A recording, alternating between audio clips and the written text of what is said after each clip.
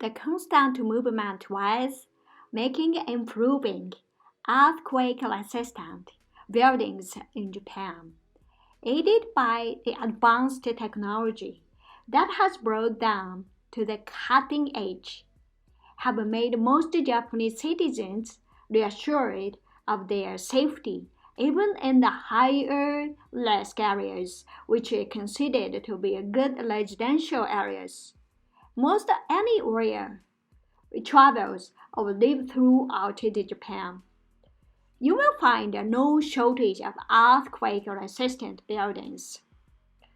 When the earthquake does occur, the risk to our home depends on many different factors, such as the ground itself, the shape of the land, and the building's density, among the others. Fortunately, all buildings in Japan are required to have an earthquake-resistant structures, which means that new construction can only be approved through rigorous compliance with earthquake-proof standards set by law. These strict standards, as well as information about advanced technologies used in earthquake-proof buildings in Japan and throughout Tokyo, that catered to them will be outlined on this article. Following that is a basic risk assessment of the Tokyo areas to keep us informed. When it comes to building structures, there are basically the four types of materials used: wood, steel, reinforced concrete, and steel reinforced concrete.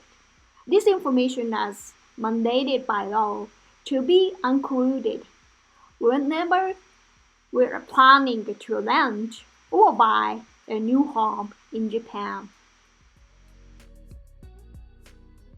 In Japan, large-scale natural disasters occur every year. One thing that should not be neglected is measured against disaster is to be prepared for earthquakes.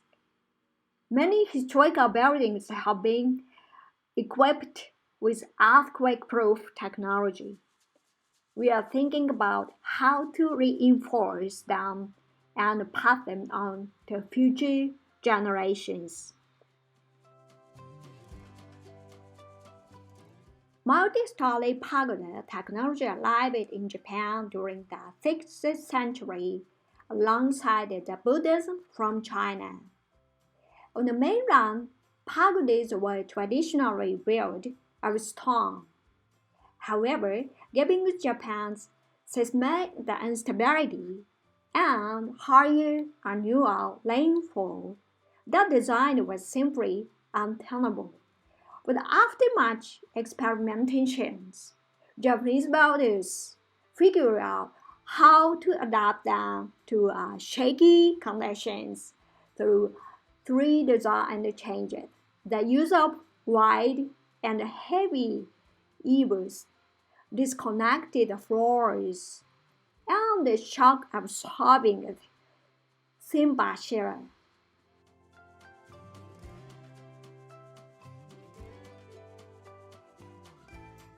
The timber sealer refers to a central pillar at the core of a pagoda or similar structures.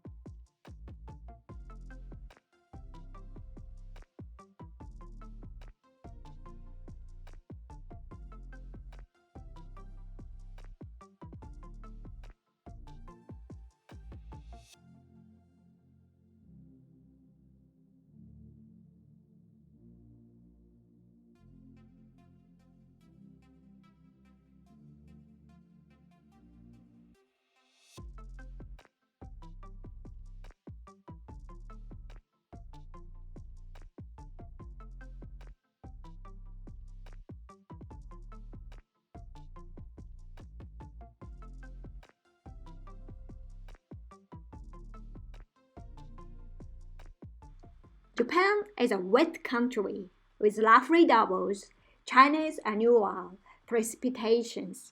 So to keep rainwater from running off buildings and onto the soil surrounding the foundations, potentially causing the pagoda to sink, builders extended the eaves far away from the walls, constituting up to 50% or more of the building's total weight.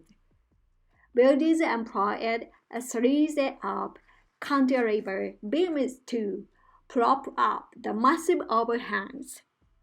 Then, to combat the building's severe vulnerability, the eaves were then laden with heavy earthenware to prevent the tinges from igniting the wooden structure underneath.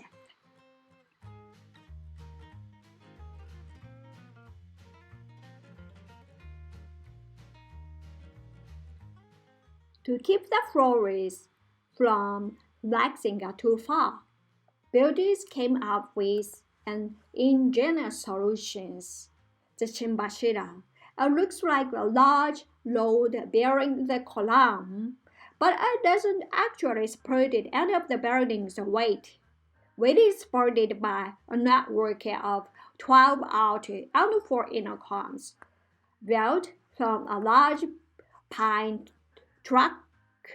The Shimbashira is strongest from the underside of the roof and hangs down a shaft on the center of the structure. Sometimes it's buried into the earth, sometimes it lies lightly up at the ground, and occasionally it doesn't even touch the ground.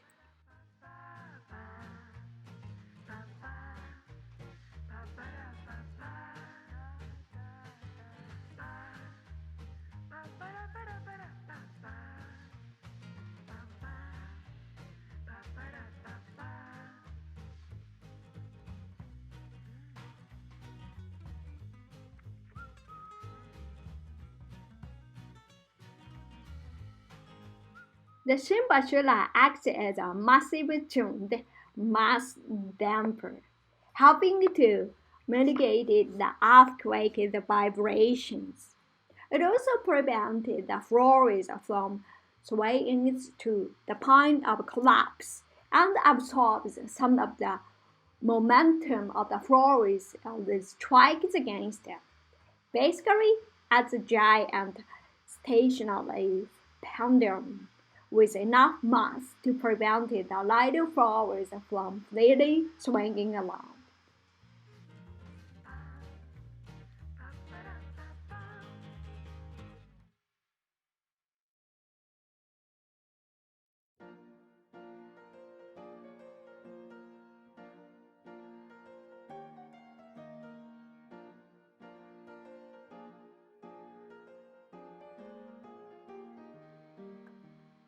From earthquakes to the hurricane, a natural disaster can create a life-threatening situation. This disaster is very somewhat on the ways we prepare.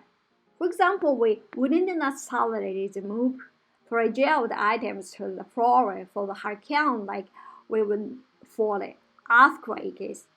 Here's some basics to prepare for any natural disasters. If there are tremors, it is dangerous to move around in a hurry. Lower our body to get under the strongest desk if available and wait until the tremors subside. Quickly turn off the stove or heater if we are using one, and if we are in the small room, such as the washroom or bathroom, open the door so that we wouldn't be locked inside. When the tremors subside, confirm an evacuation route. If we are using the gas, shut off the main bulbs tightly, and if we are going outside, wear the helmet, or if the helmet is not available, place some kind of head protections such as a bag, cushion, or jacket and the hat. They will have it as protected our head from falling objects. If we add an accommodation facility or a tourist facility, then listen carefully and follow the instructions of the facility staff.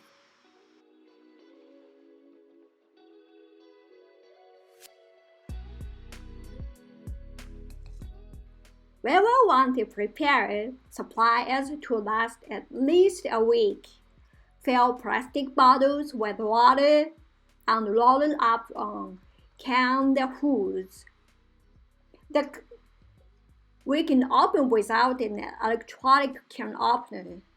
We'll also want bread, nut butter, and so on.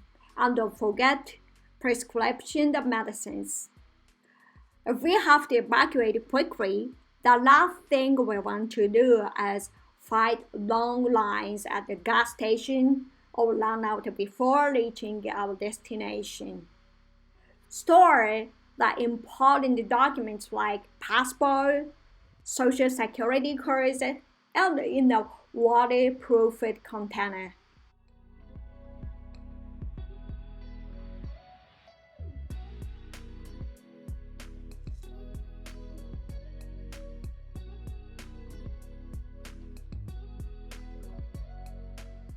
Remember that losing these critical documents could make a bad situation even worse.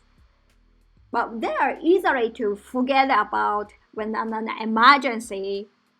If evacuating, so make sure you bring them to your new destination.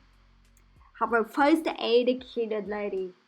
That included aspirin, bandages, and multiple sizes antibiotics, creams, gauzes, and hand sanitizers, the gloves, and emergency blanket, bug sprays, some medics, and so on. We can never be too prepared. Prepare the backup batteries for our smartphone or tablet.